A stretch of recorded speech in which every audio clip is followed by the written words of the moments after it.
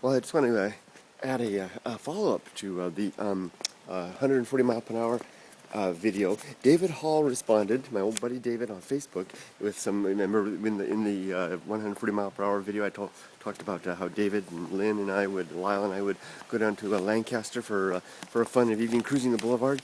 Anyway, David followed up with some comments in Facebook to clarify things. Let me just read what he said. He says, "Hello, Kurt.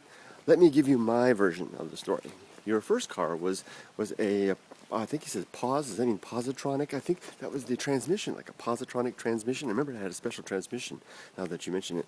He says a pause, that was an El Camino. You're right, you're right, David, the very first car I had was the El Camino, it wasn't the Camaro. I had it briefly, and that was a badass muscle car, wasn't it? Had some awesome transmission. I remember that was the big selling point. It didn't mean much to me, a cool looking thing there in the center there. You're right. And he says, well, your Camaro was awesome, and we tore it up. Yeah, we did tear that thing up. Remember, we would take that. Now that you mention it, it reminds me. Do you remember, David? We would take the Camaro down. I think we were down to pick up Steve or somebody. I don't know what we were doing. We would go down into those dirt roads, and this is a sports car. And you or somebody, I think it was you, would climb up on the hood of the car and hold on like this, and I'd be driving, and I'd do donuts, spinning.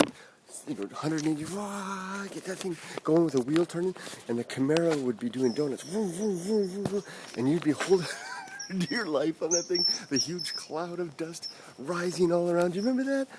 I completely forgot about that until I got this message. I think we were on our way out to Shorty Swap Meet, is what we did when we did that. Anyway, it says, we tore it up. Steve was the one yelling the rude messages to the girls. Until you mentioned it, I had completely forgotten. I'm ashamed to say it. I had forgotten about the existence of Steve. Steve, and although it's strange to me that I forgot about him because he was an awesome figure in my life at the time. Kind of a scary guy. Remember how he kind of entered into our lives, and he was kind of like a minor deity to us. He was so cool, and he lived in that house, and he had that austere family that was kind of a mystery, and he would go out to, I think he's the one that introduced us to Shorty's Swap Meet. That wreck of a junkyard place out there in the desert, where we'd go out, and there was Shorty out there, and we would pick through the junk. Steve was an awesome guy, and you're right, it was Steve, and you said right here, and it was also Steve that pulled a gun on the jocks. You're right, it was a gun, it wasn't a knife, and it was Steve that pulled the gun, and one of the jocks wrestled it out of his hand, and then held us at gunpoint, and it was loaded. I remember that. Whew. I know, Steve kind of scared me. I don't know about you, David. I mean, there was kind of like, back in those days, there were the long-term friends from elementary school, David Hall and Lynn Gambrell, and there were others that kind of entered our lives, like Steve at the latter stage there. And Steve was kind of spooky. I hope he's doing well. I also remember cruising the van a lot. Yeah, we did cruise the van a lot. Do you remember we would take that van and park it up by your parents' place up there off the road, and turn on the Alan Parsons Project? Remember that one night we sat there? Was it Alan Parsons Project? Yeah, it was. It was Tales of Mystery and Imagination, and we had those seats that would recline down, and we sat there, and all of us sat there and reclined those seats back, and popped that Alan Parsons Project on full blast. I mean, it was transcendental. There was no beer or drugs involved, but it was transcendental. I left the van that night, and my mind spirit flew away somewhere else. We did have a lot of fun in that van.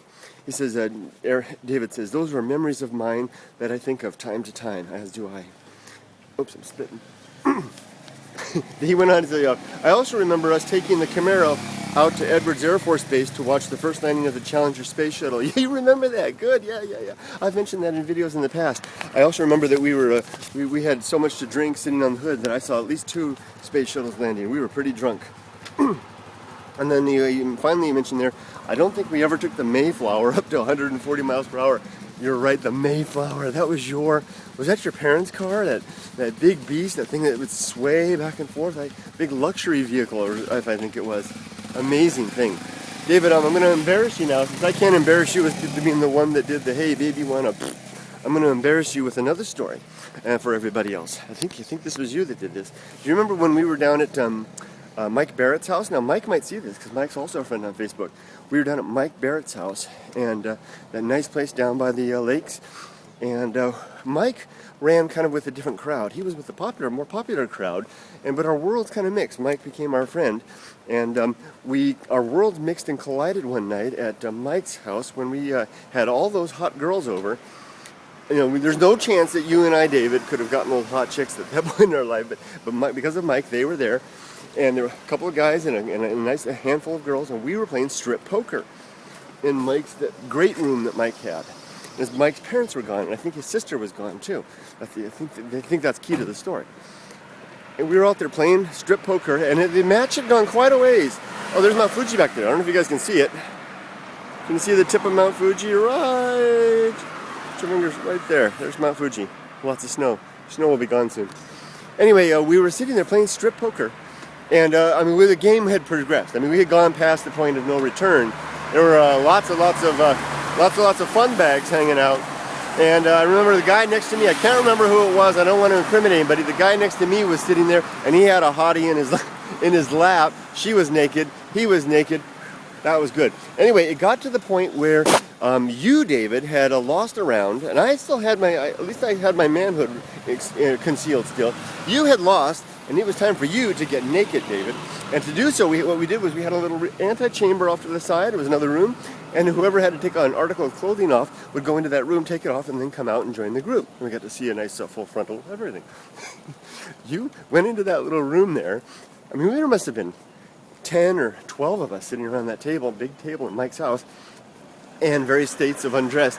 You went around into that room, and while you were in there taking off your skivvies, somebody, I think it was Mike's sister, oh, heaven forbid, I hope it wasn't Mike's parents, I don't think it was, I think it was Mike's sister, opened the door to the outside, and came walking in, and there we are, all sitting there, in basically naked, and just then the door pops open, and David Hall jumps out and says, "Super naked," with all his manhood swinging for the world to see.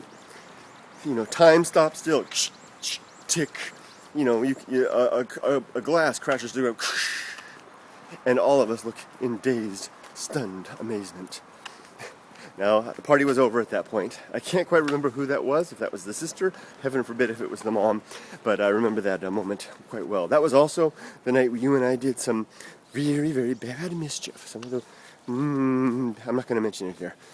We didn't hurt anybody, but we did something bad later that night. You remember that?